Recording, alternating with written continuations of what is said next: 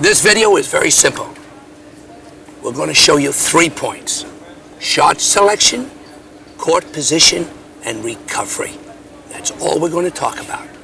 Those 3 factors, which is the basis for success to go to the next step to build a point. Establishing your style of play involves many contributing factors. Your technical strengths and weaknesses, your movement skill, your comfort zone, and even your personality and temperament all play an important role in defining yourself as a player. Without changing the type of player you are, we will show you how to become more effective working with the skills you have. We begin by looking at ways of taking control in match play. What can you control? The sun, the wind, the court surface, your opponent's decisions and actions are all examples of factors you cannot control. Sure, you can adjust your game to the conditions and have some influence on the choices your opponent makes. But in general, these are elements of match play that are beyond your total control. What you can control is how you respond to your opponent's decisions and your own decision making, such as the direction of your shots, the spin, pace, and trajectory of your shots, and the tactics and strategy you use. Focusing on these factors you can control and making better decisions will be the keys to winning with your game. Controlling the center of the court serves as the foundation from which all strategies are built. This concept teaches you how to position yourself on recovery based on the shot that you hit. The objective of positioning correctly in the court is to eliminate open court opportunities for your opponent as you build the point. Let's take a closer look at how this process works.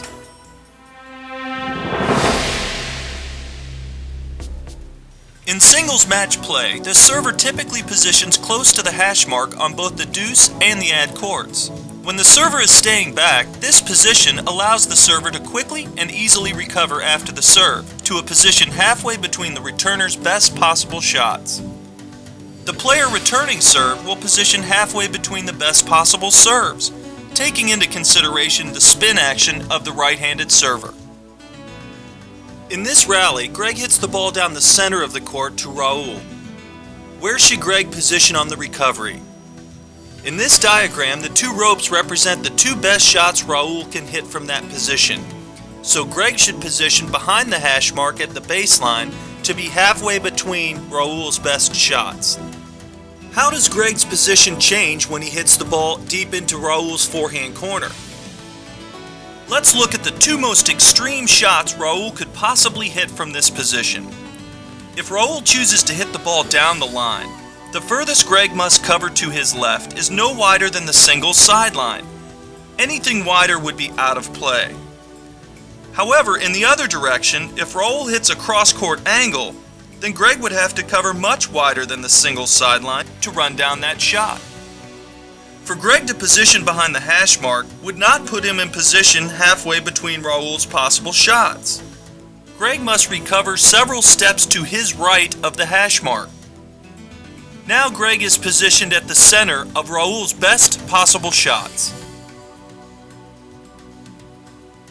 This time, Greg's hit the ball to Raul's backhand corner. Now to Greg's right, he must cover to the extent of the single sideline. But again, Raul has the ability to potentially pull Greg off the court with an angle cross court. Greg's recovery position shifts towards the opposite corner from where he hit the ball, to again guard against the angle and to position at the midpoint of Raul's possible shots. Study this diagram to review what you've learned. Based on the shape of the court, when you hit in the direction of shot selection number 1, find recovery position number 1. When you choose shot selection number 2, move to recovery position number 2. And when you hit to shot selection number 3, find recovery position number 3.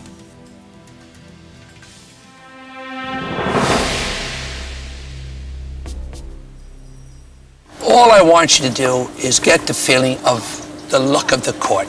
And what do I mean by that? Without thinking about it, and without looking down at your feet and where you're actually standing. When you hit a ball, you have to go to another position. Watch your ball in flight, watch the opponent, and sort of flow to the position that you think you can hit your best shot from. That's all it means. Get to the best position after you hit the ball. If you do it in practice, you'll find yourself getting into that position without even thinking about it. That's what we call the look of the court and feeling where to go without thinking about it. It is extremely important to train your eye to the look and perspective of being in good position. The camera's point of view now represents your eyes and the look from the recovery position. You've hit the ball down the center of the court, and this is what it looks like from the correct recovery position. In this situation, you've hit the ball to Raul's forehand corner. Ask yourself, are you in good position? If you said no, you are correct. Here's the look you should have on recovery based on that shot selection. Now you've hit the ball to the other corner. Are you in good position now? Again, this is the look you should have on recovery for that shot selection.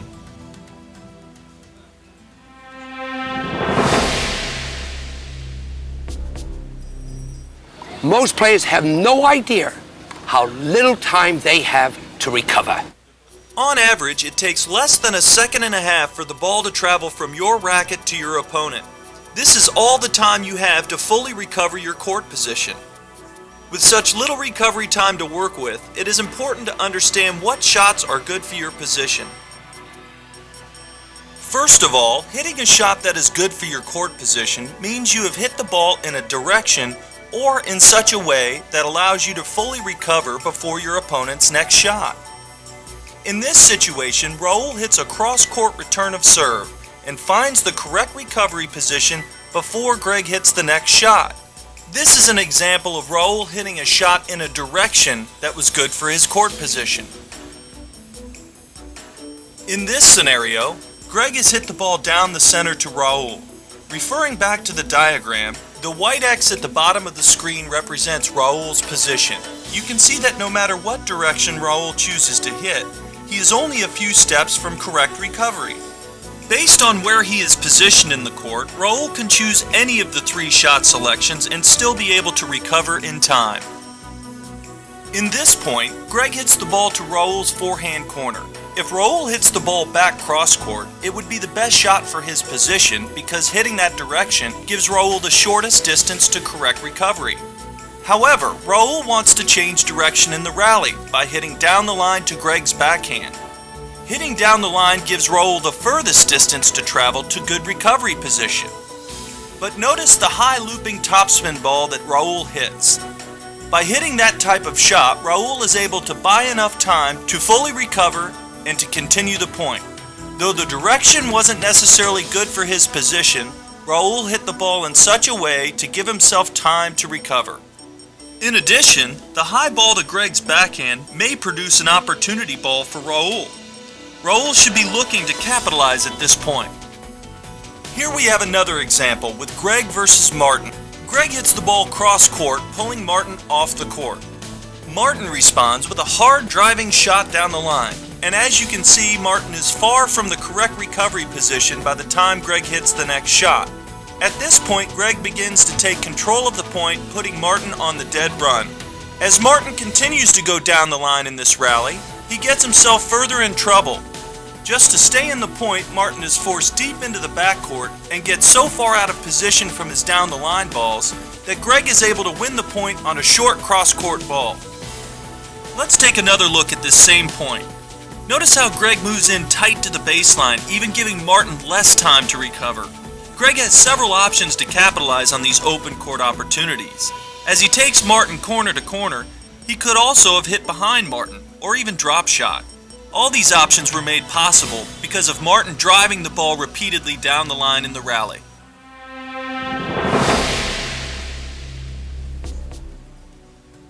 We now know that in a rally, when you are positioned near the center of the court on the baseline, you are close enough to all the recovery positions so that no matter what direction you hit, you will have time to recover. As you are forced into a corner of the court, hitting back cross-court provides you the shortest distance to your recovery position, while taking advantage of the court being longer from corner to corner, as well as the ball crossing over the lowest part of the net. It is for these reasons why you see two professional players so often hitting in cross-court patterns. Working in cross-court patterns provide the best guarantee that you can maintain good court position while building points.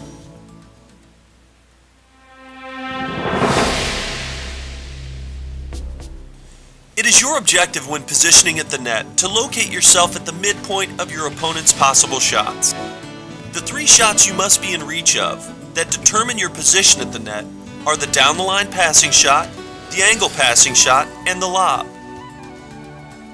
When you approach net, you are challenging your opponent to beat you with one of these three shots. And when possible, pressure the opponent to have to hit into your strengths or hit a shot that is a weakness for them. In the time it takes your approach shot to reach the opponent, you must establish your position or risk leaving open court for the opponent. Regardless of your skills at the net, being in good position puts added pressure on the opponent. The shot direction on the approach shot that works best for your court position is down the line. Hitting down the line provides you with the shortest distance to travel to get into position at the net.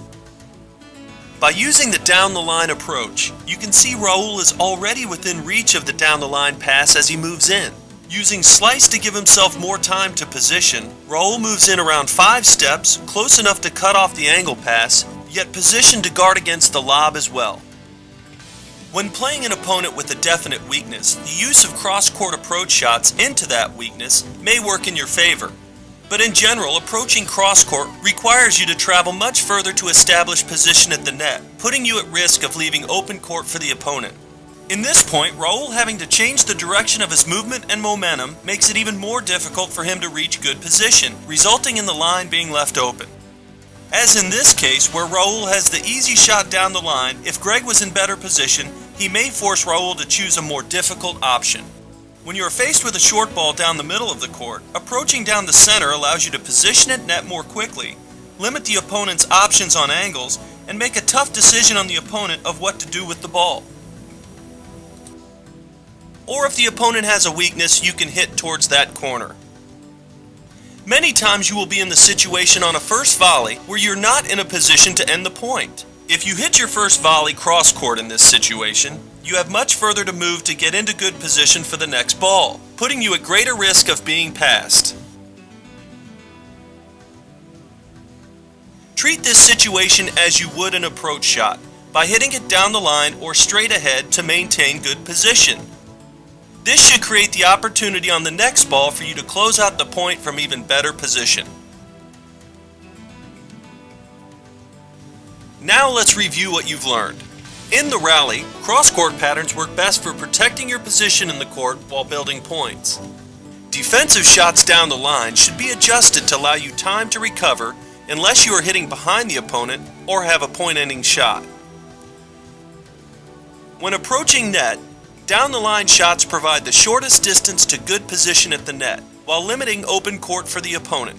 Down-the-center shots work well for short balls in the middle of the court to allow you to get into position and limit passing shot options. On first volley, when you are not in a position to end the point, you should treat it like an approach shot by hitting down the line or straight ahead to establish position for ending the point on the next volley. You know what you've reviewed in this video is the importance of court position, shot selection, and recovery. Now we're going to find ways for you to practice it. In the rally, many players have been conditioned into thinking they should recover behind the hash mark no matter where they've hit the ball. In this situation, James hits a cross-court angle shot and should recover to this position. Instead, James recovers back behind the hash mark and out of position based on his shot. This leaves the cross-court area open for his opponent. As a player, not knowing the correct recovery positions for each shot you hit can leave you feeling slow on your feet with too much court to cover. Establishing control in points will always be a difficult task if you are constantly out of position, leaving open court for the opponent. Let's look at some drills that are based on court position, shot selection, and recovery. Drill number 1, down the line versus cross court in the rally. Start each rally by hitting the first ball down the center, then play out your patterns from there. One player hits everything cross court while the other player hits down the line, This is a great exercise for getting the feeling of how your shot selection affects your court position. The player on the down-the-line pattern will have to work much harder just to stay in the points. Play 10 points, then switch the patterns so each player can experience both patterns. Drill number 2, forehands cross-court and recovery. This drill has both players working in the cross-court forehand pattern, focusing on consistency rather than power, and finding the correct recovery position after every shot. Make a game of it by adding scoring. Begin the drill by hitting the first ball to the opponent's forehand corner. Alternate the start of each point between the two players. Both players begin with 15 points. Each time you make an unforced error, you lose a point. The first player to reach 0 ends the drill. Scoring this way will help you develop consistency. Drill number 3, backhands cross-court and recovery. Now we have both players working in the backhand cross-court pattern, again focusing on consistency and correct recovery. Play the same game in scoring as drill number 2. Compare the results of drills 2 and 3 to help you determine whether you are more consistent in the forehand or the backhand pattern. Drill number 4, forehands cross-court and attack. Now we add another dimension to the forehand cross-court and recovery drill. The points begin in the same manner as drill number 2. Any opportunity a player has to attack net, they will be rewarded for doing so. This time, both players begin at 0 and play to 20, scoring +1 for winning the point, and +2 for winning the point on a volley or an overhead. Drill number 5, backhands cross-court and attack. Switching to the backhand cross-court pattern, play the same game as drill number 4. Remember, the down-the-line approach works best for getting into position at the net. Compare the results of drills 4 and 5 to help you determine which pattern is more effective at setting up your strengths for attacking net.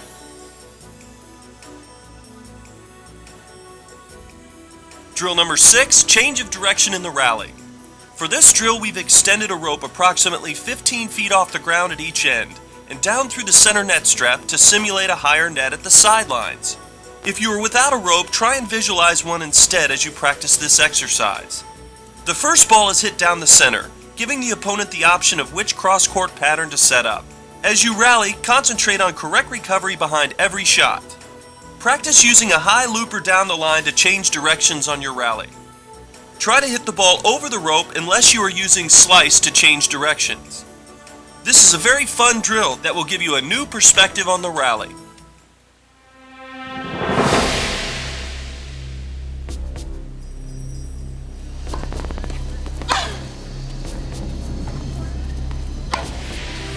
Venus, are there some things that you're working on to beat certain people, or do you ever think about your game, how you can get a little better? Oh, definitely. There's always room to get better in my game. I want to work on my consistency. I need to work on coming into the net more, and I also need to work on being there on every point. I've definitely gotten better at that aspect as the years or couple years have passed by, but I still need to stay in there every time. And it's really getting much easier the more I work on it. Let me ask you something. If you're working on coming forward when you practice, how do you apply that principle? What do you do when you're in practice to get you to go forward a little bit more? I think the main thing on going forward is looking for the short balls and actually looking for the opportunity to go forward, because if you don't look for it, then you just aren't going to get it. So you have to look for that opportunity. Do you build it up from your previous shots to try to get a shot to go in? Yeah, it depends on what I'm working on. Okay. You try to get some combinations in there, because if you can use those combinations, then you can actually have a plan or a pattern that you can use in a match. So that's important. That's terrific. Do you ever slip in, Serena, without the person realizing that you're coming in? Do you apply that principle? Well, in the past I haven't applied it as much as I would like to apply it. I think in order for me to take that next step to move forward higher in the rankings, because I want to be a top player, in order for me to be number one, I'm going to have to come to the net more, make that choice, my decision in my mind first. So what both you girls have really decided is that coming forward is probably your forte to really reach the ultimate in the ranking. I definitely would think so, because, you know, the greatest players like Pete Sampras and Boris Becker, all the greats, they all came to the net. They also had ground strokes. It's also important to be consistent, because you can't always come to the net. You have to have a mix-up in your game. It just can't be one-dimensional. What happens if you're in a match and everything seems to be going good, Venus, and then all of a sudden it just changes. What do you say to yourself? Well, I think that a lot of times you get in the first set and you win it easily, but you have to remember that your opponent wants to win also, and they're going to come back harder in the second set just like you would. Right. Or sometimes it might get too easy and you lose your focus. Yeah. So those are areas that you have to work on. Some people are more prone to that. Like I could be more prone to that than what someone else is. So you have to realize, okay, I'm in the second set, let's act like it's the first one again. That's well done. How about your body motions, and your positive points, your negative points? Are you working on that, Serena, to show the opponent that, hey, listen, I'm coming at you no matter what happens?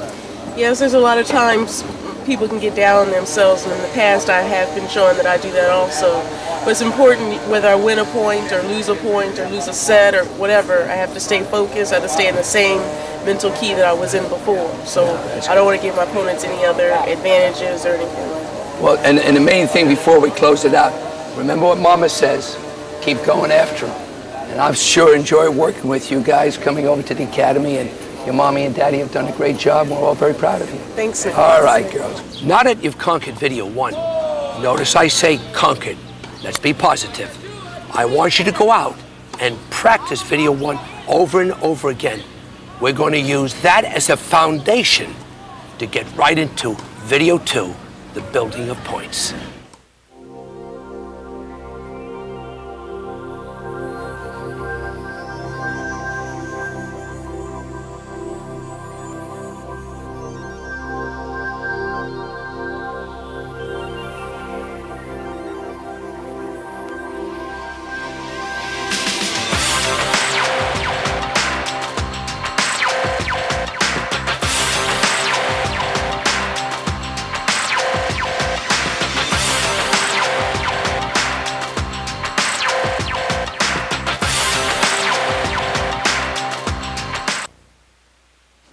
Learn from